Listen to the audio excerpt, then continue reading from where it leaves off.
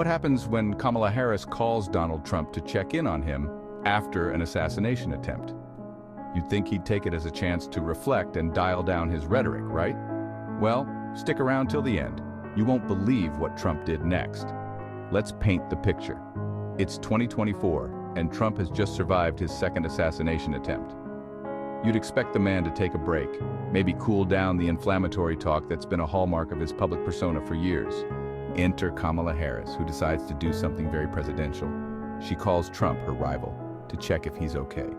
That's right, Harris actually took the time to ask Trump if he was all right. So, what did she say? It wasn't just a friendly call. Harris made it clear that there's no room for political violence in a democracy. She told Trump, "We can and should have healthy debates and disagreements, but violence is never the answer." It was an olive branch, a moment to say, "Hey, let's calm things down." And honestly, what more can you expect from the vice president? A calm, measured approach after someone literally tried to take Trump out. But here's where it gets interesting. What does Trump do? Well, being Trump, he doesn't take the hint. You'd think he'd reflect on the fact that someone aimed a rifle at him and maybe consider Harris's words. Instead, Trump goes right back to what he does best, stirring the pot. Just days after that phone call, he's on stage at a rally saying the same divisive things that have been riling people up for years.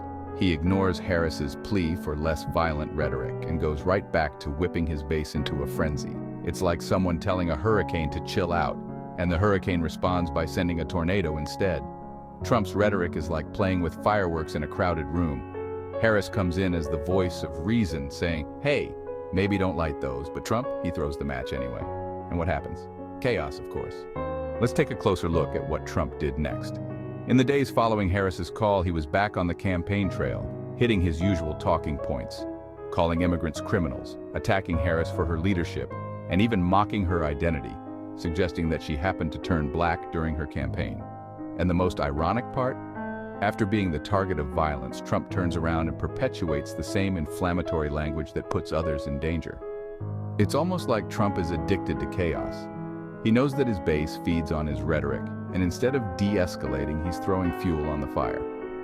The man just survived a life-threatening incident, and yet he's back to his same old tricks, like nothing happened. It's like watching a train wreck. You can't look away, but you're wondering how it keeps getting worse. And Harris? Well, her response was about as graceful as you can get in this situation.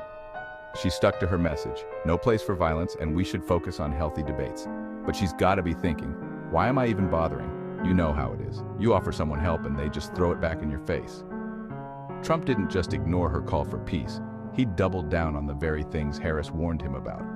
Now let's talk about the broader implications. What does this say about Trump's leadership? A real leader reflects, adjusts, and tries to unite. Trump? He sees a call for unity and sees an opportunity to push the envelope even further. It's like Harris handed him a map to calm the storm, and Trump tore it up and said, "Nah, I'm good, let's create a hurricane instead."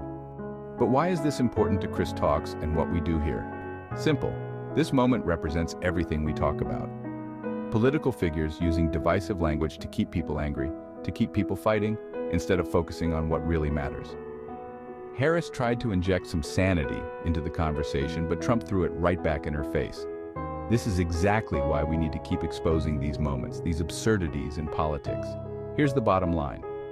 Trump had a chance to show growth, to show that maybe, just maybe, he could rise above the chaos.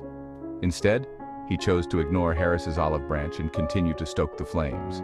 And that, folks, is what we've come to expect from him. So, if you're tired of this constant back and forth, if you want more insight into the real stories behind the headlines, hit that like button, subscribe, and turn on notifications.